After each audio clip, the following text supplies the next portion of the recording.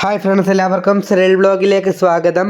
അപ്പോൾ ഫ്രണ്ട്സ്, ഇനിയിപ്പോൾ ഇങ്ങനെ ഒരു വീഡിയോ വേണ്ടി നിങ്ങളുടെ മുന്നിലോട്ട് വന്നിരിക്കുന്നത്, നിങ്ങൾ തമ്മിലിൽ കണ്ട പോലെ തന്നെ കേരളത്തിലെ എല്ലാ കുട്ടികൾക്കും സ്കൂൾ തുറന്ന 2 ആഴ്ച ക്ലാസ്സുകൾ ഇല്ല. ആ ദിവസങ്ങളിൽ പുസ്തകം തുറക്കേണ്ട. എന്താണ് കാര്യം? നേരെ വീഡിയോയിലോട്ട് പോകാം.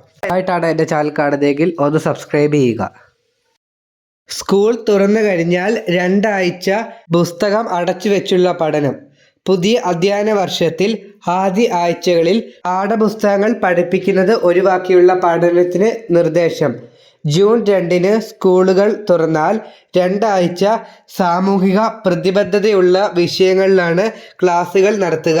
വിദ്യാർത്ഥികളിൽ ലഹരിയുടെ ഉപയോഗം, അക്രമവാസന എന്നിവ കൂടി വരുന്ന സാഹചര്യത്തിലാണ് ഇങ്ങനെയൊരു തീരുമാനം.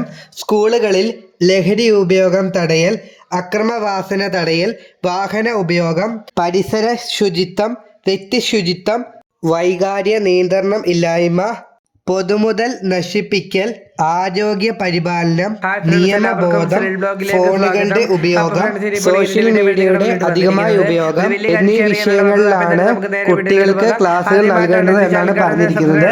ഇതെന്തായാലും എനിക്ക് സന്തോഷം നൽകുന്ന ഒരു കാര്യമാണ്.